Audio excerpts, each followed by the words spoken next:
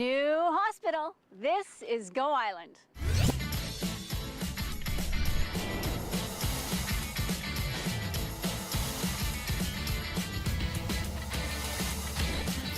Go Island is brought to you by German Auto Import Network.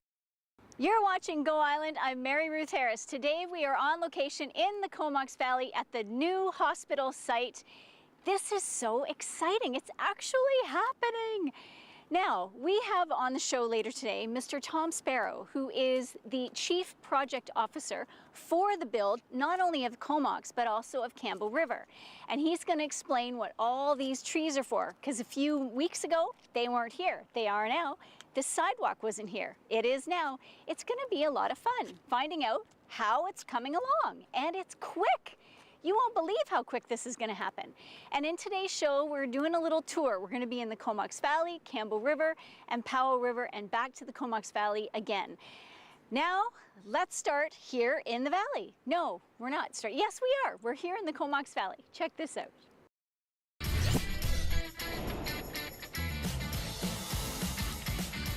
You're watching Go Island. I'm Mary Ruth Harris, and we're on location today at the Comox Valley site for the new hospital. Joining me is Tom Sparrow, who is the Chief Project Officer for the North Island Hospital build for both here and Campbell River.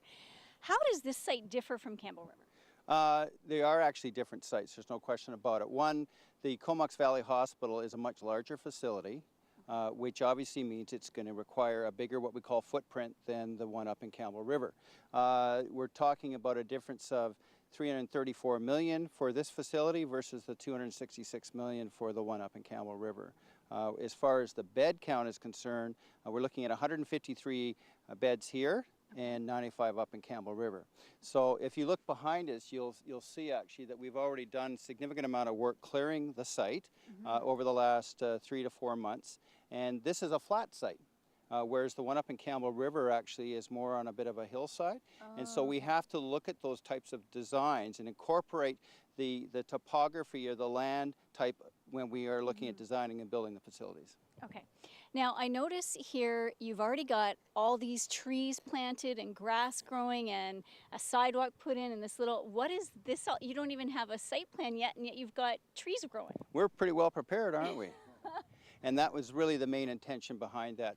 We decided to do some site prep work before we actually start construction on the project next April. And so we worked very closely with the community, the surrounding area, North Island College, the Courtenay Elementary School, and even the local daycare here. We worked very closely with Ocean at coming up with a landscape design that provides a buffer between these adjacent facilities and organizations such as the college and the school in order to buffer between where they are operating and where we're going to be actually conducting the work on the site. Now, the main reason we do that in this case, as you can see, we have some wonderful vegetation that we've planted. We've planted well over, I think it's 800 trees with shrubberies and bushes, etc.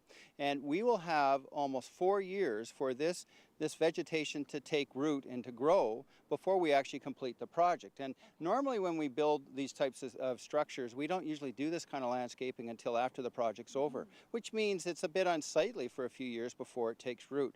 In this case, the buffer and the site prep work is going to allow all of these wonderful shrubs and trees to grow and to prosper and to provide a really lovely backdrop for us when we finish the project in about 4 years' time. Awesome. Now, we are going to head up to Campbell River for a story. Tom's going to hang with us. We'll be back to him in a few minutes. But right now, we're heading up to Campbell River.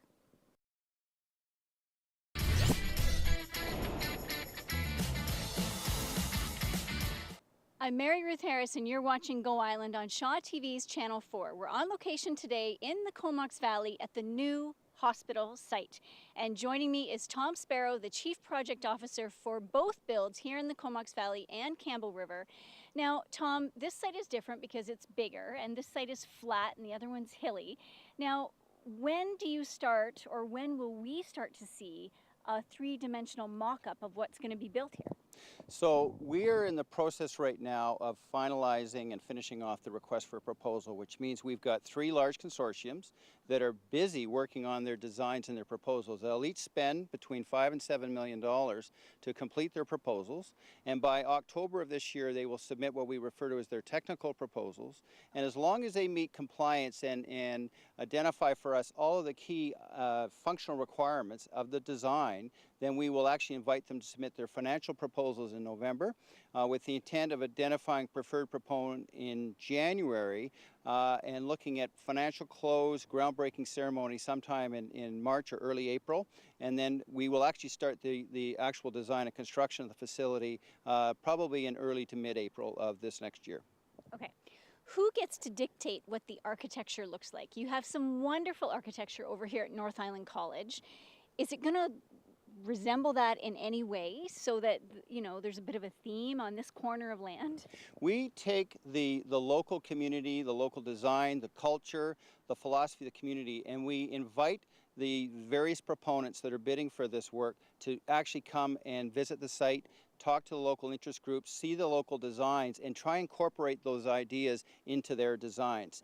Now, both facilities essentially will be designed internally very similar to one another. So the inpatient units and the intensive care units and the operating rooms will all be approximately, if not the same size. We call that standardization. Okay. But we also recognize these are unique and different communities. And so we've also asked the proponents to ensure that they identify and design the uniqueness of these communities into the exterior of each of these facilities, both the one here in Comox Valley and the one up in Campbell River.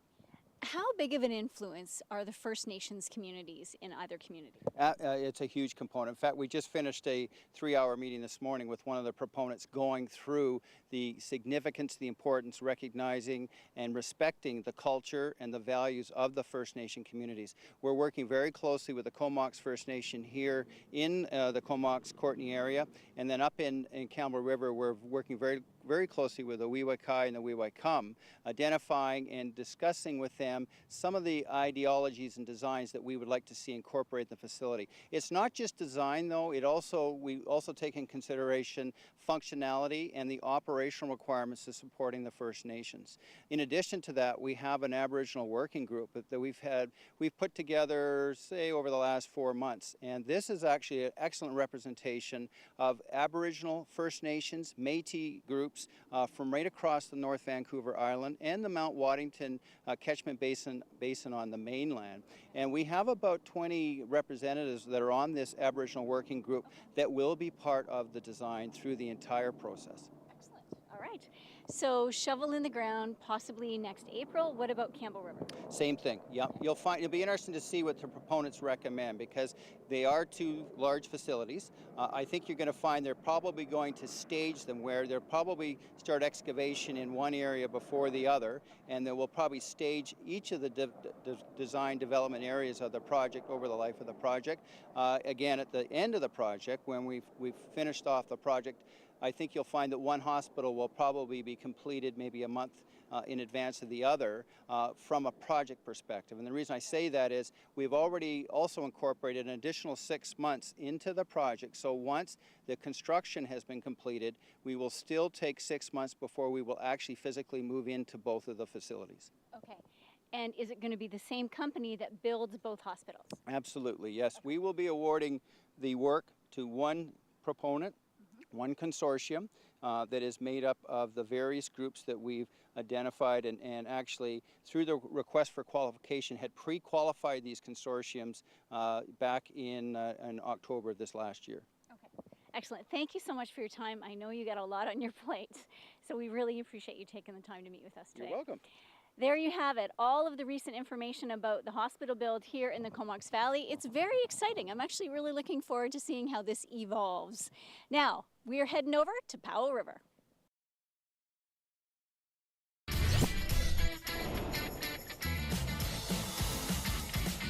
You're watching Go Island. I'm Mary Ruth Harris. You're watching Channel 4 on Shaw TV. This is where Go Island lives. And that was great information that Tom Sparrow shared with us. Now you know what's going on.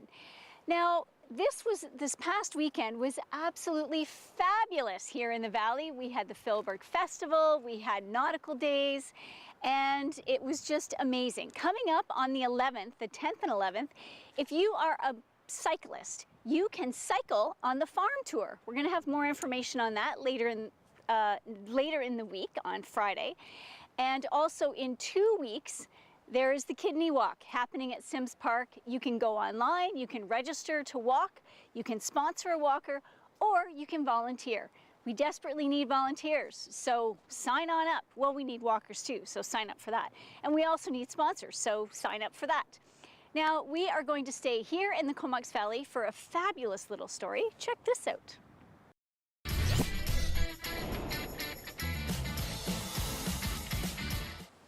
You have been watching Go Island. We've been on location today at the new hospital site in the Comox Valley. Now, this path that we're standing on snakes around the back end of where the build is going to happen, goes all the way over and comes out the other side, and then goes up and around Courtenay School. It's a great way to keep the community connected to the love of walking. Now, the path that Gord is backing onto goes up to the sidewalk that heads out all the way along the build on the side that runs alongside the Aquatic Center right out to Lerwick Road. So you can do a complete loop of the new hospital site build. It's amazing. It's so much fun. This is going to be great. They're going to have shovels in the ground in less than a year. That's right, next April, shovels in the ground both in here and up in Campbell River. This is going to be a really great time for the Comox Valley and Campbell River to see new hospitals built in their communities. If you have anything to say about this, send us an email, maryruth.harris@sjrb.ca. If you've missed any of our stories today, or any of them anytime, check us out on YouTube, Shaw TV North Island, and don't forget to follow us on Twitter. I am Mary Ruth Harris for Shaw TV, here at the new hospital site in the Comox Valley. You've been watching Go Island. Thank you very much. We'll see you on Friday. Go Island is brought to you by German Auto Import Network.